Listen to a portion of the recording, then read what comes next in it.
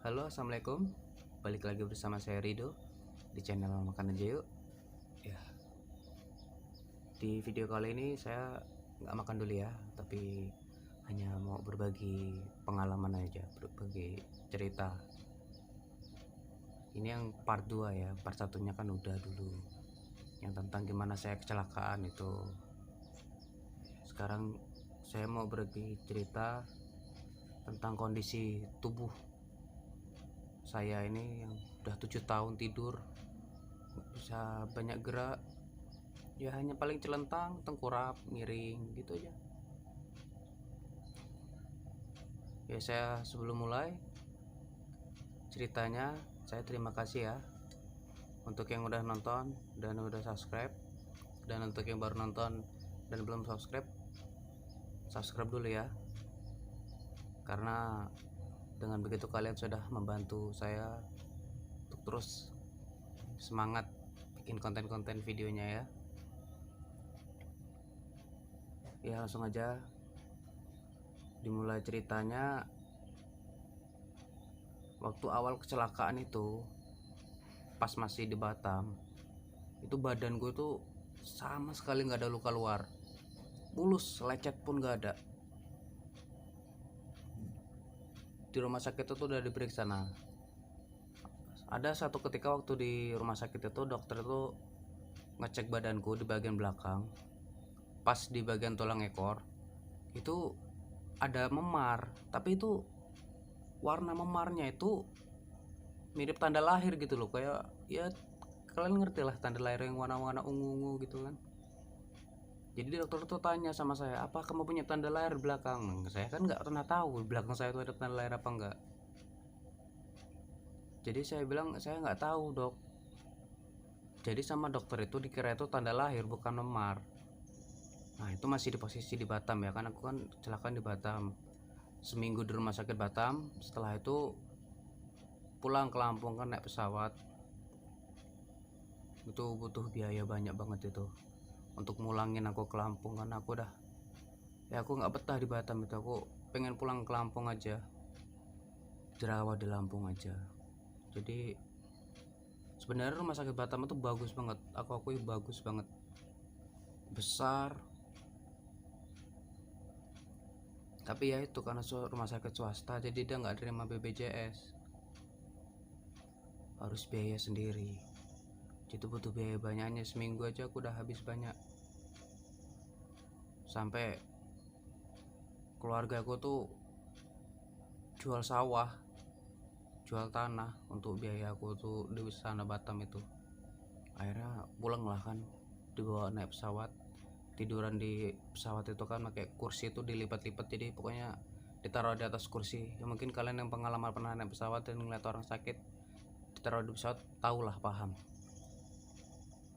Jadi di sana itu setelah bawa ke Lampung, di Lampung dilihat lagi sama dokter yang ada di Lampung kan, luka yang di belakangku ini. Ternyata setelah berapa hari kemudian baru kelihatan kalau itu bukan tanda lahir, itu memar.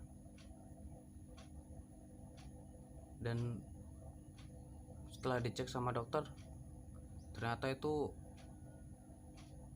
sudah mulai mati dagingnya ya karena memar itu, dan gak ada penanganan apapun kan.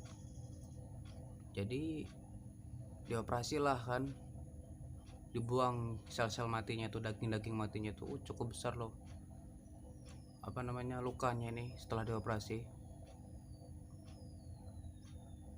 Cuman kan aku nggak ada foto waktu masih baru luka itu, jadi sekarang sih udah sembuh ya, itu kan masih awal-awal kecelakaan. Sedangkan aku sekarang sudah 7 tahun, jadi luka itu sudah sembuh. Ya ini aku tujuin aja yang penasaran sama lukanya ya. Ya itu luka yang di belakang. Nah setelah berapa bulan aku di rumah sakit itu kan banyak masukan orang-orang itu kan, katanya oh kalau patah tulang ini mending kesangkal putung aja, karena kan di rumah sakit itu nggak ada penanganan apapun. Aku nggak dioperasi nggak apa, tulang itu nyambung dengan sendirinya. Jadi posisi tulang itu sembuh itu kan, ini barat tulang punggung nih lurus kan, nah patah Terus yang bagian bawah yang mau ke tulang ekor ini pecah, nah yang di atas ini masuk ke dalamnya. Jadi posisinya tuh begini sembuhnya itu waktu di ronsen. Akhirnya karena ya pertimbangan kan ya, namanya kita ikhtiar kan pengen sembuh, kesangkal putung lah, pergi ke salah satu sangkal putung yang ada di Lampung kan. Setelah disangkal putung itu ya gitu, hanya tiduran. Namanya pengobatan tradisional itu kan banyak sekali pantangannya, sedangkan dokter bilang itu harusnya aku ini nggak boleh dipantang sama sekali makannya. Kenapa? Luka ini nggak bakal sembuh kalau kita ini makan dipantang-pantang. Nggak ada protein masuk, nggak ada vitamin masuk, luka ini nggak bakal sembuh. Akhirnya setelah aku dipantang-pantang berbulan-bulan di tempat sangkal putung itu, ada luka baru di pahaku, bagian paha samping. Karena ya itulah panas, karena aku hanya tiduran aja nggak bergerak. Awalnya cuma lecet, lama-lama menjadi ya gitu, kayak mulai menghitam gitu. Terus lama-lama makin melebar, sampai di sangkal putung itu aku pernah sekarat, bener-bener sekarat. Habis darahku habis, ya nggak habis maksudnya turun drastis. Aku kurang darah karena ya dari luka itu kan darah tuh keluar terus, hanya di ya tutupin pakai kasa gitu aja. Dan pengobatan luka di sana itu ya menurutku cukup aneh. Namanya pengobatan tradisional kita kan ngikut aja ya, karena kan kita pengen sembuh ikhtiar. Jadi luka itu malah cuma dikasih parutan jahe yang dipanasin gitu, entah di masak, pokoknya parutan jahe itu dipanasin, ditaruh di lukanya itu, ditutup lah kan sama perban. Jadi makin panas luka itu, malah makin ya gitu, kayak ngebusuk lah bisa dibilang. Sampai aku di situ dah, yang awalnya aku dari kecelakaan sampai dibawa ke Lampung itu nggak pernah pingsan, aku selalu sadar dari awal kecelakaan. Akhirnya setelah aku dibawa sangkal putung, gara-gara saking sekaratnya aku udah bener-bener makan dipantang, apa-apa segala macam dipantang. Ya hanya makan sayur timun, tempe, tahu, hanya gitu-gitu aja keseharian tiap hari, berbulan-bulan di rumah di sangkal putung itu. Akhirnya aku sampai pingsan pertama kali di sangkal putung itu, seharian dari pagi sampai malam tuh, sampai diasinin sama orang-orang karena aku nggak bangun-bangun. Akhirnya aku malam bangun-bangun tuh udah malam itu ya, cuman nggak tahu jam berapa, pokoknya udah malam, orang itu udah rame di sekitar aku, itu udah berisik lah pokoknya. Aku tuh udah diajak ngobrol tuh udah nggak nyambung, orang linglung gitu loh ya, karena saking sekaratnya udah nggak bisa berpikir jernih lagi. Akhirnya ibuku manggil bidan kan, diam-diam manggil bidan, suruh ngecek keadaan aku. Bidan kampung itu kan posisi kan di sangkal potong kampung gitu. Bidan itu nyaranin mending dibawa ke rumah sakit aja bu, ini kalau nggak dibawa ke rumah sakit karena ibu bisa meninggal di sini. Akhirnya ibuku cepet-cepet bawa aku ke rumah sakit. Dibawalah aku lagi kan ke rumah sakit. Di situ benar-benar sekarat aku. Untuk makan itu udah nggak masuk lagi, udah nggak bisa makan, minum pun susah, lemes sudah badannya, mau ngomong aja udah susah. Akhirnya di rumah sakit itu dibilangin kalau aku nih lukanya infeksi, mulai ada pembusukan di luka itu, dan habis darahku habis, ya berkurang banyak gitu, maksudnya kurang darah aku. Akhirnya dioperasi lagi lah untuk kedua kalinya. Operasi kedua kalinya yang di paha ini untuk ngebuang lagi sel-sel darah, sel-sel daging yang busuk itu. Luka lagi, akhirnya ada lagi luka baru dari sangkal putung itu, besar juga lukanya. Tapi sekarang udah sembuh ya, karena kan udah berapa tahun yang lalu itu. Kalau kalian penasaran sama lukanya nih, lukanya yaitu luka yang di bagian paha ya. Nah sekarang ada lagi, setelah luka yang di bagian belakang udah sembuh, bagian tulang ekor udah sembuh, yang di paha juga udah sembuh, ini ada lagi sekarang luka baru lagi. Ini gara-gara aku waktu itu kan ceritanya tetangga aku tuh ada hajatan. Nah aku nih tipe orangnya yang nggak bisa kena asap rokok. Kalau kena asap rokok tuh sakit aku kalau kebanyakan ngisep asap rokok tuh. Di situ aku kan namanya hajatan tuh yang orang ngerokok tuh rame kan, asap rokoknya tuh masuk ke dalam rumah sampai bener-bener udah sesak napas aku di situ. Setelah hajatan itu selesai, ibuku bawa aku ke rumah sakit. Ternyata aku di situ kena tipes gara-gara asap rokok itu. Dirawat lakukan di rumah sakit udah berapa hari ya, paling cuma 2 hari aja. Di situ pulang karena kan biayanya tuh udah nggak ada lagi, udah habis-habisan pokoknya. Orang tua aku tuh ngerawat aku bolak-balik masuk rumah sakit sampai ngutang-ngutang, berhutang di sana sini sampai akhirnya setelah pulang kan ya, karena masih ada efek dari sakitnya itu belum sembuh total, memar lagi kakiku yang di dengkul itu, bagian dengkul, jadi ada luka memar lagi. Dan setelah berapa hari memar ini nggak sembuh-sembuh, malah makin parah. Akhirnya dibawa lagi ke rumah sakit dan disitu operasi lagi untuk yang ketiga kalinya. Jadi disitu udah operasi ketiga kalinya, dibuang lagi sel-sel yang mati itu. Dan sekarang ini lukaku yang di dengkul itu ya masih dalam. Jadi aku perlihatkan ya gimana selama ini perawatan luka-lukaku selama 7 tahun sakit. Ini yang ngerawat aku selama ini cuma ibuku aja, nggak ada yang lain, nggak ada perawat, nggak ada dokter, hanya ibuku saja. Dan ibuku tuh orang biasa, bukan lulusan kedokteran atau kebidanan.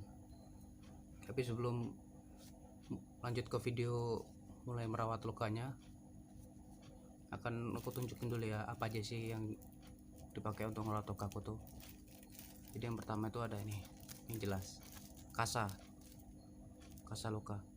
Ibuku kalau beli itu bal-balan kayak gini, modelnya panjang, karena ya memang butuh banyak, karena lukaku tuh nggak kecil, besar, darahnya tuh banyak keluar, jadi harus banyak ditutup sama kasa biar nahan darahnya tuh nggak kemana-mana, biar nggak habis. Sampai sekarang pun kadang aku kalau tiap sore mau menjelang malam itu selalu suka pusing karena ya darahnya nggak stabil. Oke, yang kedua ada ini ya, Ultrafix. Ini apa, perekat untuk lukanya. Nih dia, jadi ini perekat untuk lukanya ya. Dan yang ketiga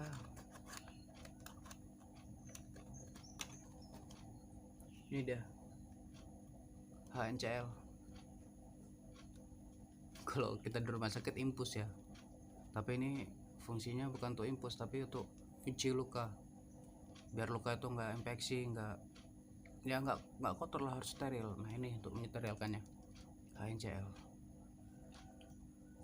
Dan ini yang terakhir dan terpenting selama aku sakit, untuk nyembuhin lukaku yang besar-besar itu bekas operasi. Ini dia, ini bukan minyak makan ya, memang warnanya mirip minyak makan, tapi ini madu.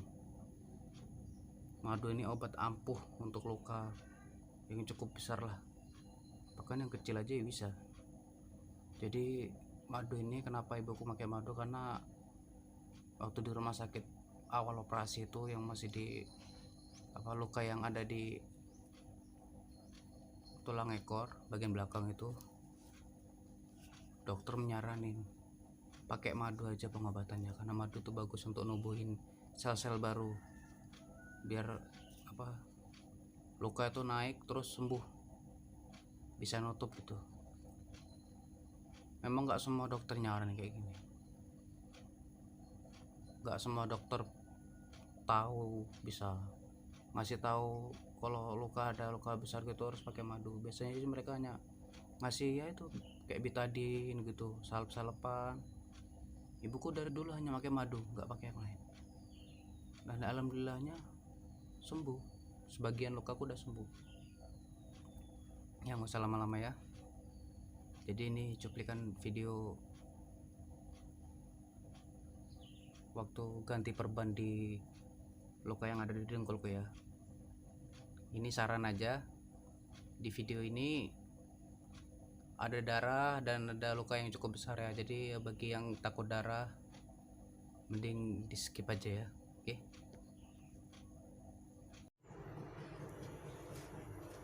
Ya, di video ini jika kalian lihat ada banyak laler di sekitar lukaku tuh ya, memang lagi musim hujan di sini ya. Ya kalian mungkin juga merasakan akan jika musim hujan tuh laler tuh pada masuk rumah semua. Jadi jangan heran ya jika ada laler yang berkeliaran di dekat lukaku ini. Tapi insya Allah aman dari laler.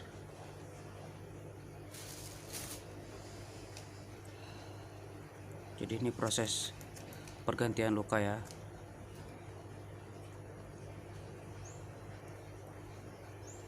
Di sini selalu ngerawat luka ini hanya ibuku saja,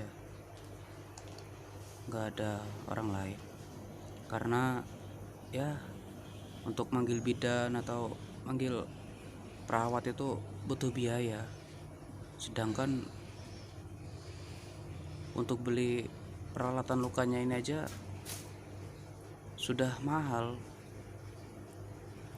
nggak cukup, nggak ada biaya untuk manggil perawat atau dokter untuk selalu ngecek, untuk selalu merawat lukaku.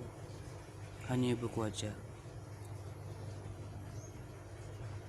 Jadi bisa kalian lihat di sini darah itu banyak keluarnya dari lukaku nih.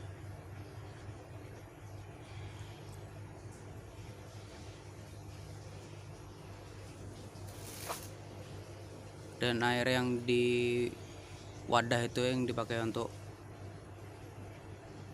basahin kasanya air hangat ya. Jadi pakai air hangat. Ini proses penuangan madunya. Jadi selama ini pengobatannya hanya pakai madu. Dan butuh sekali banyak asa untuk menutup luka ini.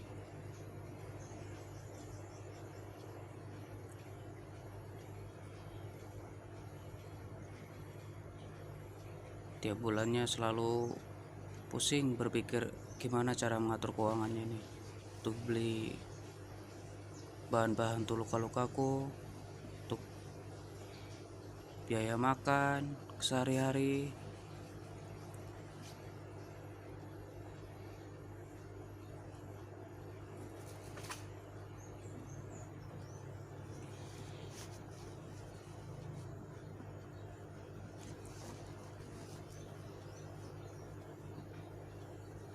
Ya, jadi seperti adalah proses pergantian lukanya ya. Luka ini diganti hampir setiap hari, terkadang 2 hari sekali, terkadang ya tiap hari, tergantung dari banjir lukanya. Kalau lukanya selalu banjir ya harus ganti tiap hari, tiap pagi, kalau nggak tiap sore. Tapi kalau lukanya nggak banjir ya 2 hari sekali.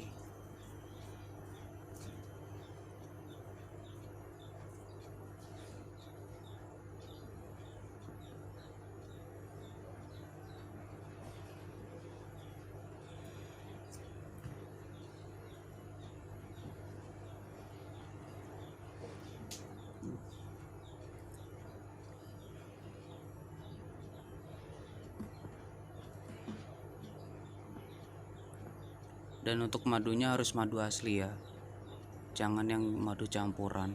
Usahakan cari madu asli untuk penyembuhan luka seperti ini.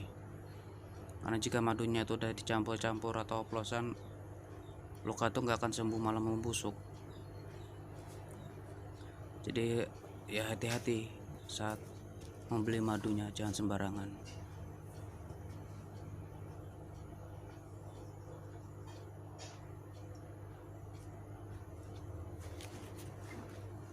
Bisa kalian lihat butuh kasa sangat banyak untuk menutupi 2 luka ini.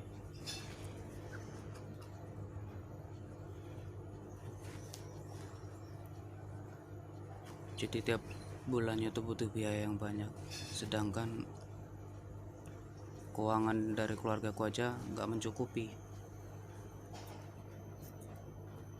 Ya, jadi buat kalian yang udah nonton, saya ucapkan terima kasih ya. Dan yang baru nonton dan belum subscribe, bantu subscribe ya, dan tonton video-video saya. Karena dengan begitu kalian sudah membantu tanpa bersusah payah. Kalian sudah beramal tanpa bersusah payah. Ya, itu tadi proses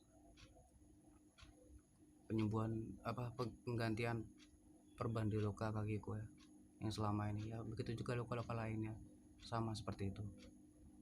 Jika perbannya tuh nggak banyak masangnya, darah itu bisa kemana-mana, banjir kemana-mana. Jadi harus ditutup yang banyak gitu. Dan itu ya, biaya untuk perawatan lukaku ini aja cukup banyak tiap bulannya, sedangkan gaji dari orang tua aku tuh aja nggak cukup. Ya hanya cukup untuk makan sama kebutuhan rumah aja lah, kayak listrik gitu. Bahkan untuk biaya sekolah adikku aja harus nunggak SPP-nya, karena ya itu hanya untuk lukaku aja butuh biaya banyak, belum lagi untuk biaya-biaya yang lainnya. Kadang tiap bulan itu ibuku selalu pusing ya, untuk ngatur keuangannya tuh susah. Jadi buat kalian yang udah nonton video ini, saya ucapkan terima kasih ya. Dan buat kalian yang baru nonton, tolong bantu subscribe dan tonton video-video yang lainnya ya. Karena dengan begitu kalian sudah membantu saya dalam hal apapun, sudah bersedekah tanpa harus susah payah. Cukup dengan menonton video-video saya dan bantu subscribe dan sebarkan video saya juga ya. Ya, sampai di sini dulu ceritanya ya. Kita lanjut cerita lagi kapan-kapan. Oke. Terima kasih sebelumnya. Assalamualaikum. Dadah.